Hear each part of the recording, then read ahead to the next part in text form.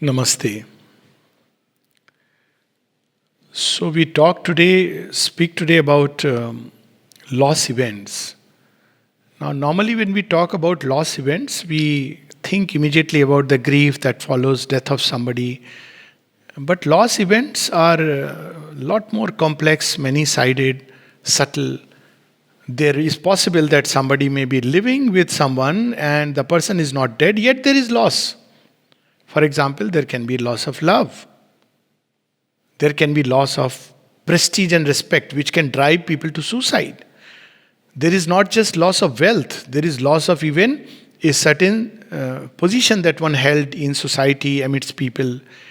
There can be loss of somebody who has, we know about Rishi Vishwamitra. After reaching a height, there is suddenly loss of many spiritual things that one had gained and, falls down.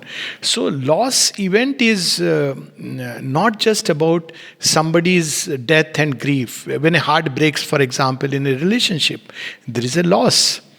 So, how does one deal with this loss? Many people, of course, what should not be done first thing first is that they try to get into distraction. That okay, stay busy, do this, get into fitness thing, etc. And if you stay busy, after a while, time will heal it. Well, time heals it, but this is not healing. When we distract ourselves and we just put ourselves into various activities, we don't really look at it, understand it, then what happens very often, because we have not really worked ourselves through it, very soon, because it has gone into the subconscious, we end up with something very similar, which will again lead to frustration and unhappiness. It becomes like a vicious cycle because we have not really looked at it in the face and learned the true lesson. So, whenever we experience a loss event, let's say whether it be death or a relationship which has broken up, so first thing is to learn the lesson, and we cannot learn the lesson as long as we are in the blame game. The first thing is I am wrong, I am bad, I have been rejected. Or it's like, why did he go away? I remember one old couple, and when they lived for 60 years together, not married, but they were always together. And when the man died and I had to break the news, the lady got so furious, so furious. And she literally said, why did he go away without telling me? Now, you see, this is a kind of anger which comes out when there is a loss. So, these reactions, anger, complaint, guilt, did I not do the right thing? Where did I lack? They are all ignorant reactions. They don't help. We need to bring out. So, some people say that we must express. Yes, we should express, but this is not the way of expression. This is a very ignorant way of expression. Yes, we will feel unburdened. If there is somebody to whom we can talk, we can cry, we feel unburdened. But it has not changed things inside.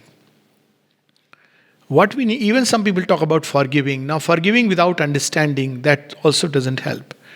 So, when we have to deal with such an event, a simpler way of expressing, very often people are looking for a shoulder on which they can cry, or a friend with whom we can discuss. But this is, except for that, there is an abreaction that we throw out the catharsis. It doesn't help because friends are also ignorant.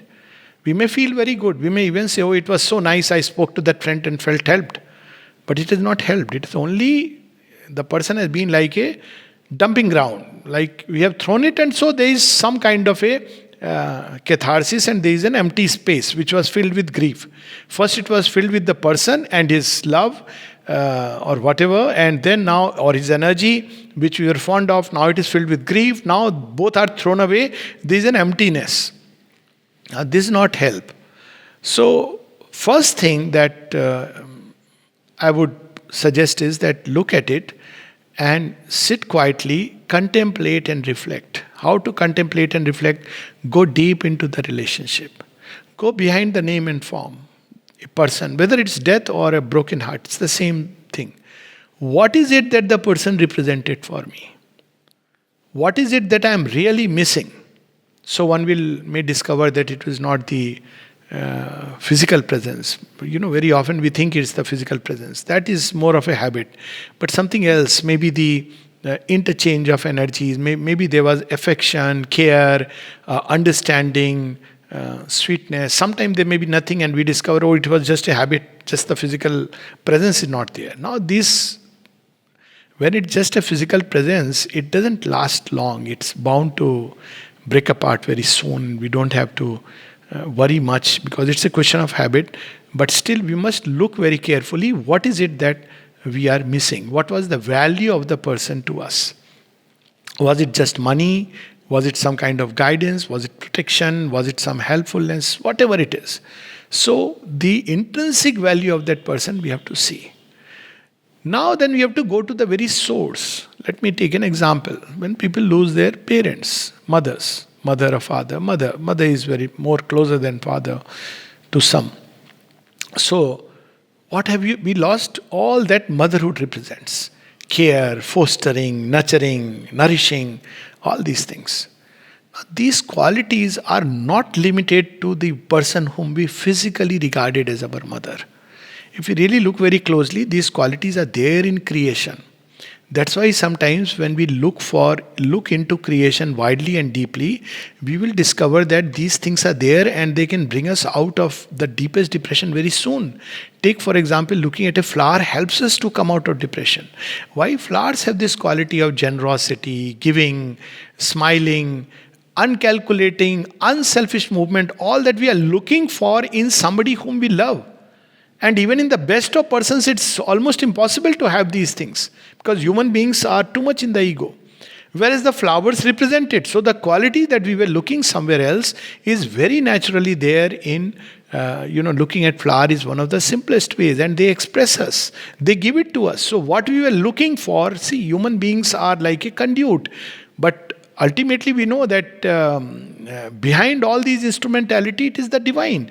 It's because we are not able to directly contact the divine and discover the ultimate nurturer, fosterer. Yagnavalk's famous prayer, Hiranmayena patrena tat satya hitam mukham. So he uses terms like Tattvam Bhushanna Pavranu. Now he talks about he is the nourisher, he is the fosterer, he is the carer. Now why all these terms? Because when we go back to the source, all these qualities come from the divine. But we are not ready to receive. We need something very concrete, gross, physical. So that's why the divine has to represent himself in the form of a human persona or a deity or something which is very tangible to hold on to. Sometimes more subtle forms like an idea or a force which we can feel. So these are representations. So all human beings and objects in this creation are representations. Representations of what? The original. What is the original? The source. What is that? The divine. So, when we, instead of leaning on to human beings, which people do, and it may help temporarily, but it has really not solved anything. It's just a question of time when we'll end up with something else, something similar. A little bit we grow in experience. So, simple way is to take a diary and write it to the Divine Mother. Or if somebody has belief in whatever way, write it to God. Make a diary to God. He is the best friend, the best confidant. He understands us right from the depth. No human being can give this understanding. People go to psychiatrists. Now it helps because, they speak out. But unless the psychiatrist has a real divine perception, which is almost an impossible thing, even a spiritually awakened person, in psychiatry we are taught not to believe in spirituality. Most psychiatrists operate within the paradigms of Freud and Jung. There are exceptions, which is wonderful, but it's by and large. So they don't understand all these things. So they act according to that surface idea or a typical mental framework and systems. So why not directly to the divine? There is a prayer of the mother that I have wept before thee the sweetest tears of my life. And when we do that, my pride falls. See, one of the things that is injured is that we all live with what is called as an armor, outer armor. What is that outer armor? An image. Image of being somebody special, good. So what happens when people love each other or somebody loves you? That image gets strengthened. Oh, so-and-so praises me, now that image is getting strengthened. Now one day, the person who praises you pricks that image. Now it collapses, it slits. So it was like a bubble that collapses. Now when it collapses, it's very hurtful. Why? Because that armor, we never look at ourselves as we are. We are all the time the best people on earth. Everybody else is bad. But when somebody says something which brings down, collapsing as it were, the entire outer robes of decency, goodness, show and sham and pretense in which we were like a bubble living, actually we should be happy and thankful. But we are not, because we are not honest. We are not sincere. We want people to reinforce our ego. And hence, ego-based relationship, the hurt is very strong. Because the person was reinforcing the ego, and today when it collapses, it's like the whole world has collapsed. Because I identify myself with the ego self. So we see people, when they are too much identified with the ego self, either of oneself or of the community, maybe of the caste, maybe of the state, or even national identities, even humanity, it's nothing but an enlarged ego. Like somebody identified with humanity feels very distressed when they see human beings are suffering. As if the suffering of whales and seals and other creatures had no meaning. Only human suffering we are worried about. But when the consciousness is large and it identifies with the divine, then we go to the root of suffering. It has nothing to do with human beings or this or that. It has to do with matter. All life that is based on physical matter suffers. That's why the ultimate solution is physical transformation. Sri Aurobindo and the mother speak about it. The moment you accept a material body, matter is ignorant, matter is unconsciousness, matter is driven by forces of falsehood and darkness, matter is obscure, and the moment you take that body, even the best of human beings will get into the ego mode sometime or the other. Almost all. I mean, even the divine has to work upon it, and even somebody who is very evolved, the mother says, the moment he plunges into matter as it now is, another 100 years things would be different, because matter is becoming subtle, and one day it will be transformed. So then taking birth in matter will not create any problem. But right now we plunge into it headlong, and because of the imperfection of matter, the consciousness even of a developed person, he acts like an unconscious person. And it takes some time, few decades to regain that, because one has plunged into it headlong. And even then, it's still a little bit of journey before one can at least regain what one had lost. So we must understand it's not this person or that person, it's the way life is organized, not because it is bad or miserable, but because it has evolved up till this point where matter is still like an animal. When we understand this, there is no need even to forgive. There is understanding, there is compassion. I remember one lady who was, a very famous, she was a Russian, very famous artist, dancer and all this. And when she was very old, I used to go and talk to her. She wanted to have some kind of dialogue. So one day she says, I have a wonderful thing to share. I have a great discovery. I said, oh, please. It was so nice to see somebody in maybe 80s to say with excitement of a child and wonder that I have a great discovery to share. I said, yes, please go ahead. So she said, I have forgiven my husband now. She was separated for decades, but she was carrying this grudge deep inside. So I said, this is wonderful. But what is it that you discovered? She said, I discovered what is given in the Gita. That all human beings are like, she was not remembering the phrase, so I reminded her, Yantra Rudini Maya. I said, yes. Like fly on the wheel. Everybody is moving. So I can't blame him for anything. He was another fly on the wheel. Not very flattering to hear. But the fact is that it's not this human being or that human being. It is that life on earth is imperfect. You change human beings, it will still be the same. You change consciousness, the same human being, you will be sorted out. This is what we have to learn. This is the great lesson, that we change situations, circumstances, people, it doesn't work.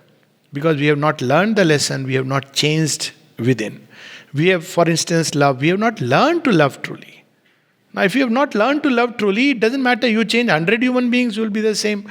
You'll again say, oh, no. At the end, you will say, oh, human life is like that. Everybody is imperfect, everybody is bad. No. But when we learn to love truly, even if you have the worst kind of human beings right there with you, still you will be happy, because you will learn that it is not the love that you receive from somebody, but the love that you give makes you happy. Because when we give love, there is an empty space which is filled by the source. But when we receive love, we are trying to fill a little empty space from something outer. Now, when that person is gone, whether by death or through whatever way, there is an empty space. We don't know how to fill it. We never really knew how to fill it. We always felt, I'll fill it from this or that source. That source is gone, our so-called temporary source. Little instrument. We think instrument is everything. So we change. Okay, let me find another source. So after some time, that is also gone. All sources have limitation. But when we have learned to all the quality, that the value that a person held for us, when we learn to receive them directly from the divine, if somebody's company gave us peace, how about having directly peace from the divine? If somebody's company made me happy, how about directly turning to the divine for happiness? So when we write the diary to the divine, we see that that empty space starts getting filled by the divine presence, because he comes, he's the real friend. And then we learn that, well, it was a very wrong or a mistaken approach towards life. Then we don't develop that vairagya, oh, life is all illusion, people are not good. That is ignorance. People who enter into that kind of vairagya are as ignorant as somebody who is indulging into it. But we learn that it's not people, it's the state of consciousness. And while I cannot change somebody else's state of consciousness, I can change mine. That's what is given to me. But all the time we are trying an outer way. Oh, somebody has gone away from my life. So, what when somebody is actually gone away, what do we do? So, what I suggest is that everybody has within oneself something very beautiful. And we should try to dwell on that. But what we do is we dwell upon, not so much when somebody goes away, but when there is a heartbreak, we dwell upon badness and this and that. Well, we should just dwell upon the beautiful side of a relationship. Every relationship, whether it be with a child, with parents, relationship is not only about husband-wife, with a friend, with this or that. There is a beautiful side, and we should consciously try to relate to that, which means right from the beginning we should be vigilant.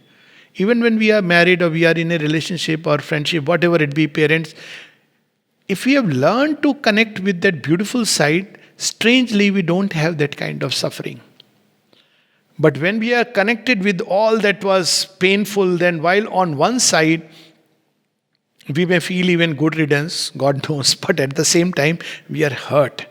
Because we were hurt number of times, but we were giving back. It's like a tennis game going on. So you know what happens who plays the last shot?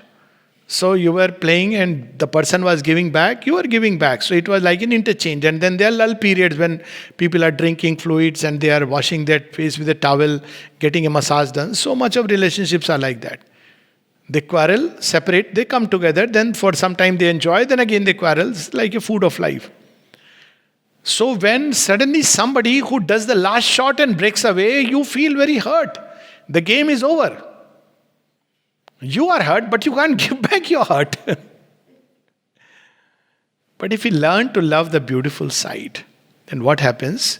It's not that there is no sorrow, but this sorrow change is absorbed by the psychic. Because right from the beginning, the relationship was taking a psychic turn, a beautiful turn. Something where love has its little origin like a spring from within our depths. And then even when the person is gone, you continue to love. Because you have learned to love. How do you continue to love? As they say, the last act of love is to free the person. If one truly loved, one would set a person free. If we don't set a person free, that means our love is selfish. We want the person for the sake of our own self. But when we truly love, we set the person free in every sense, in every detail, in the real sense of the word. And the last freedom is when one passes on to higher spheres, to another life. So it's where the test of love comes. That yes, one has set the person free, you move on. I move on with my experiences of life. We are not like, nobody is like a permanent passenger in a train. We each of us have our journeys, we each of us, even when we have the same station to go, we go through different approaches. Even two people who are believing in the same goal and the same guru, still they are moving through different approaches. And it's perfectly fine. So that's why the very closeness, too much closeness creates problem, because the ego tends to rub with each other. So there should be spaces in our togetherness. In sadhana, it is very much advised, don't sleep together. It's not just about sexuality, it's also because it unconscious exchange of things. So have your own room, space, even within the same house, because it helps. Otherwise, the ego rubs, and after some time, there is a constant color clash. People stick on because, well, habit. Habit is a great thing. But it's a different thing altogether. So, this little giving that space, and ultimately, the final space is freedom. That you are free. Each one is free. It's a fundamental truth to follow their own journey. So, if we have not learned this lesson, then when a loss event takes place, we have to learn that lesson. We have to understand that such is the truth of things.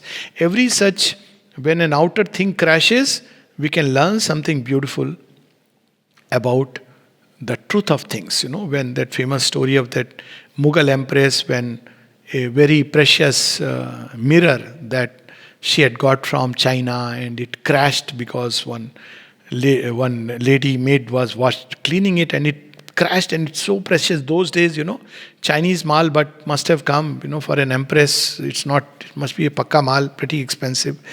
So, but the lady empress was a mystic. But this maid goes and says, I'm so sorry, that precious mirror from China, it's gone. Now she's waiting. What will be the decree?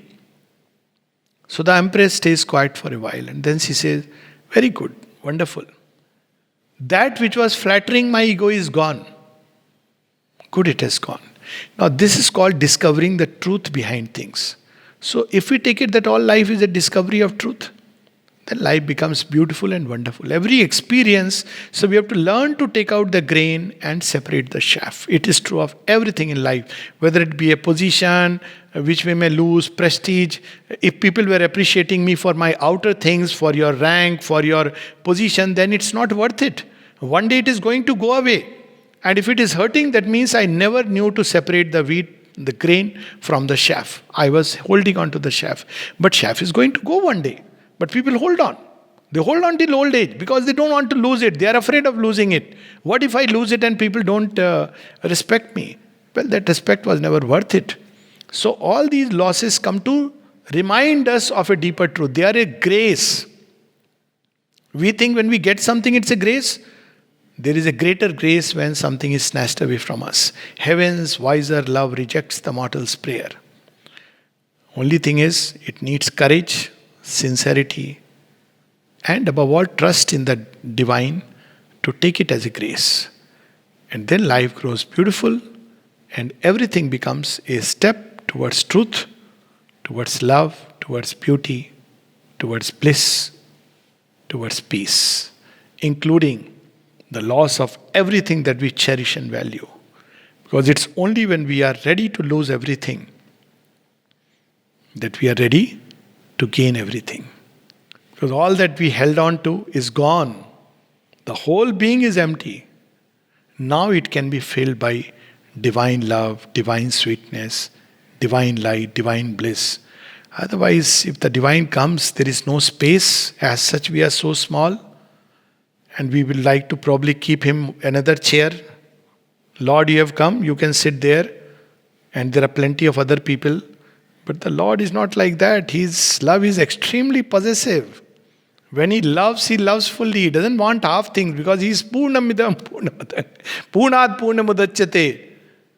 So he doesn't like all that game. If we love him, create an space. So when all is gone, then we are ready to gain all. We close with this line of Savitri, Book 3, Canto 2. All aims were lost in her, then found in her. His base was gathered in a one-pointed spire. Namaste.